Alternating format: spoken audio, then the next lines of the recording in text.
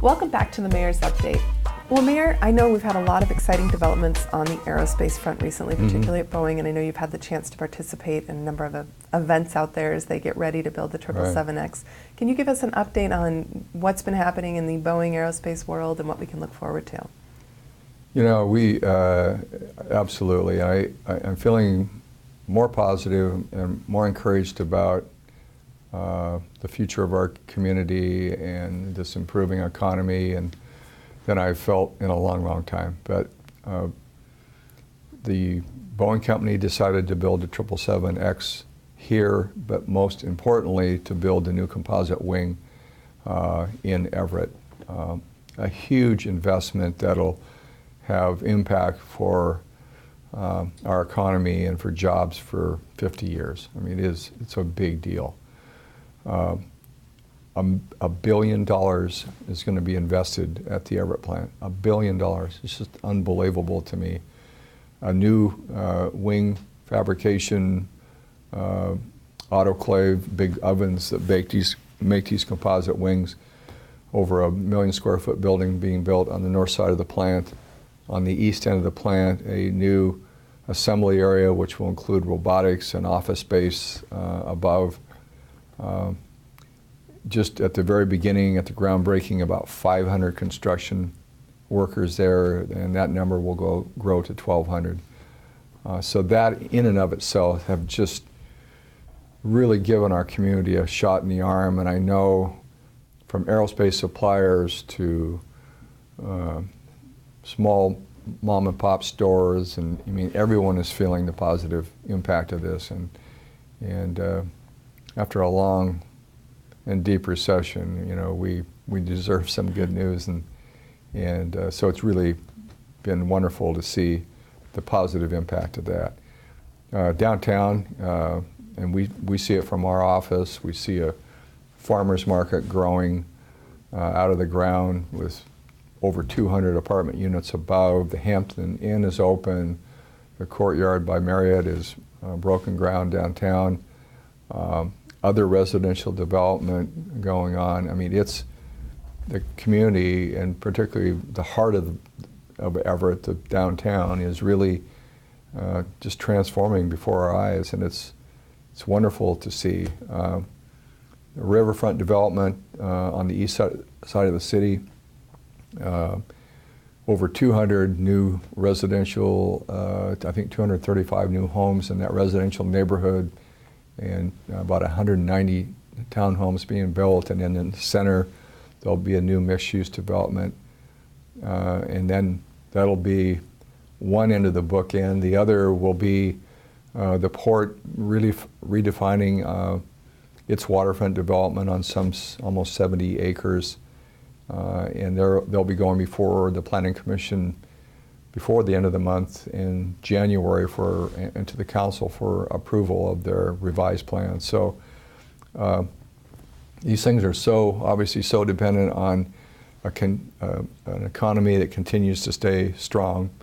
And you know, I'd like to say, you know, any one of us has control over that, but it is what it is. But we are really, I think, well positioned to take advantage of this improving economy with some great developments that'll really add to our quality of life and to the great community that we are. Yeah, there's a lot to look forward to. It's fun. Yeah. Well, finally, I wanted to talk a little bit about transportation. I know at the end of last month you had the chance to tour our region with Senator Curtis King as the head of the Transportation Committee and talk about some of those much needed investments in infrastructure and transportation up in our area. Can you give us an update on what's on the transportation front and kind of what's the risk of not investing in those improvements? Well, I think the risk is, I think it is the one dark cloud over our economy and our ability to grow jobs. And I mean that by the fact that we are beginning to see in some cases 2 and 3 hour commutes to Seattle from Everett. 40,000 people leave Snohomish County every day to drive to King County, Seattle to work. And there's got to be predictability for that. I mean, it just clearly has to be. And it's getting to the point, because we keep kicking the can down the road and not passing a transportation package, that we're beginning to get, in some cases, to a real crisis point. I think we were able to show Senator King, who's from Yakima, the impact of what we're talking about. And we did a driving tour, we reviewed our projects with him. You know, in our part of the world, we really have an I-5 system that was never completed.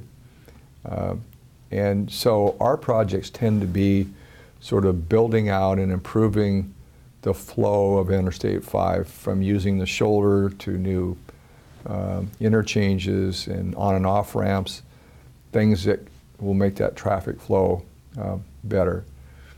And we realize that our economy and our future is dependent on how traffic flows in North County and how it flows in East County. I had to drive out to one of the Marysville high schools up Highway 9 here a few weeks ago to do an interview with a class.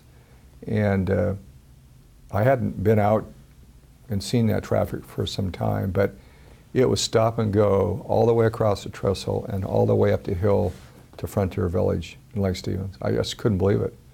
And every day people are going through that. So what we need to do as a community, and the Economic Alliance and Troy McClellan have done an awfully good job of really shining a spotlight on Snohomish County, for our legislators to begin to realize that we are the largest manufacturing center in the state of Washington. If we fail, the state economy fails. If we find solutions to our problems like transportation infrastructure, then it benefits the entire state. And that is a message that I think up to maybe a year or so ago, our legislators, it just didn't cross their mind that we were that important to the state's economy. So yeah, I mean, every community and every county and every region says, well, you know, it's got to be my projects, and look at all the congestion that we have. And you know, we're no different. But I think in this situation, if you look at the facts, if Snohomish County doesn't function well from a transportation perspective, we hurt the entire state. And that's why it's so critically important. There's another piece to this, Megan, that needs more discussion and more dialogue. And that is, and I feel very strongly about this, we need to get before the voters in 2016 to ask them to consider approving Phase 3 of light rail, which will take light rail from Linwood, and that'll be completed in about 2023, up to Everett and to the Boeing and Job Center. It is that last link that's so critically important.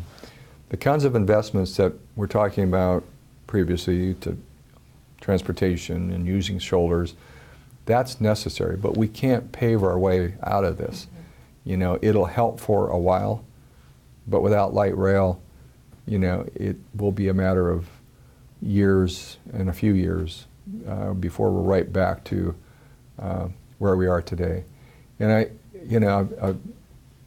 this is now my 11th year as mayor, and then it was about 2007 we got a great capital project, $250 million to improve I-5 through Everett, and it did make a huge difference.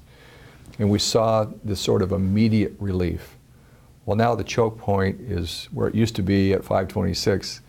It is now at really without a lot of traffic. It's at the Snohomish River going to Marysville.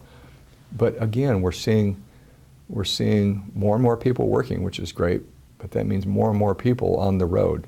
And we've got to find a longer-term solution to this problem.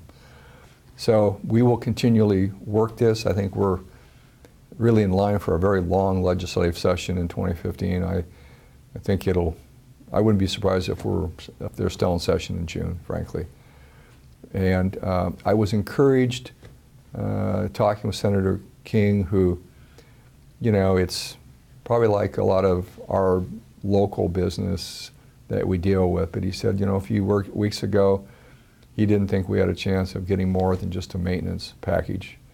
And he said he's feeling more encouraged that we'll get some capital investment that'll make improvements and add capacity.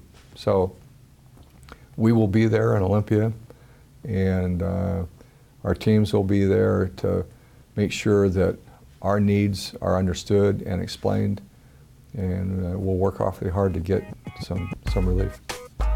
Well, thank you for joining us, and we hope to see you again next month.